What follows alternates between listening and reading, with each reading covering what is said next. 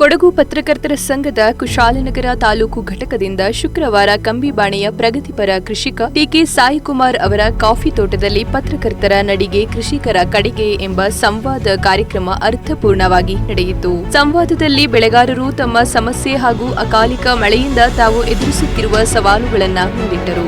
ಸಂವಾದದಲ್ಲಿ ಮಾತನಾಡಿದ ಬೆಳೆಗಾರ ಟಿಕೆ ಸಾಯಿಕುಮಾರ್ ಅವರು ಈಗಾಗಲೇ ಕೃಷಿಯ ಬೆಲೆಯ ಏರಿಳಿತ, ಸಾಲದ ಹೊರೆ, ಕಾರ್ಮಿಕರ ಕೊರತೆ, ಕಾಡಾನೆ ಸೇರಿದಂತೆ ವನ್ಯಪ್ರಾಣಿಗಳ ಹಾವಳಿಯಿಂದ ಬೆಳೆಗಾರರು ಕಂಗೆಟ್ಟಿದ್ದಾರೆ. ಅದರ ಜೊತೆಗೆ ನಮ್ಮ ಅನುಭವದಲ್ಲೇ ಇಲ್ಲದ ಜನವರಿ ತಿಂಗಳ ಅಕಾಲಿಕ ಮಳೆಯಿಂದ ಕಾಫಿ ಹಣ್ಣಾಗಿ ಗಿಡದಲ್ಲಿ ಇರುವಂತೆ ಕಾಫಿ ಹೂವನ್ನ ನೋಡುತ್ತಿದ್ದೇವೆ ಎಂದು ಅಳಲು ತೋಡಿಕೊಂಡರಲ್ಲದೆ ಕೇಂದ್ರ ಹಾಗೂ ರಾಜ್ಯ ಸರ್ಕಾರಗಳು ಬೆಳೆಗಾರರ ನೆರವಿಗೆ ಕೂಡಲೇ ಬರಬೇಕಿದೆ ಎಂದು ಒತ್ತಾಯಿಸಿದರು.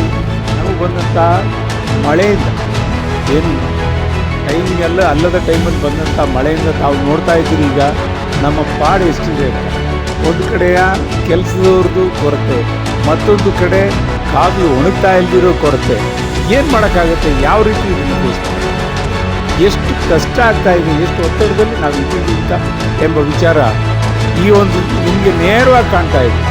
ನಾನು ಇನ್ನೂ ಒಂದು ಸ್ವಲ್ಪ ಪ್ಲಾಂಟೇಶನ್ ತೋರಿಸ್ತೀನಿ. ನನಗೆ ಯಾವ ರೀತಿ ಬಿದ್ದೋಗಿದೆ ಕಾಫಿ.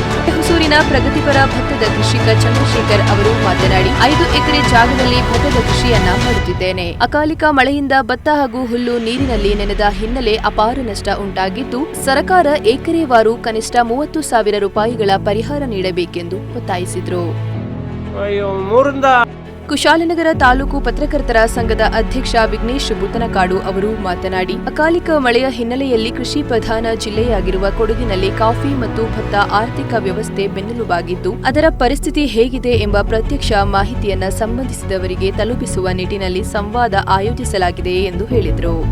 ಬೆಳೆಗಾರರ ಸಮಸ್ಯೆಗಳು ನಾವು ಪತ್ರಕರ್ತರಾದ ನಾವು ಅದನ್ನ ಮಾಹಿತಿಯನ್ನು ಪಡ್ಕೊಂಡು ಸರ್ಕಾರದ ನಮ್ಮ ಪತ್ರಿಕೆಗಳ ಮೂಲಕ ಅದನ್ನ ವರದಿ ಮಾಡಿ ಸರ್ಕಾರ ಅದರ ಯಾವ ರೀತಿ ಪರಿಣಾಮಕಾರಿಯಾಗಿ ಅದು ಬಗೆಹರಿಸಬೇಕು ಮತ್ತು ರೈತರಿಗೆ ಯಾವ ರೀತಿ ಪರಿಹಾರ ಕಾರ್ಯವನ್ನು ಕೈಗೊಳ್ಳಬಹುದು ಅನ್ನೋ ದೃಷ್ಟಿಯಿಂದ ನಾವು ಈ ಒಂದು ಸಂವಾದವನ್ನು ಆಯೋಜಿಸಿದ್ವಿ.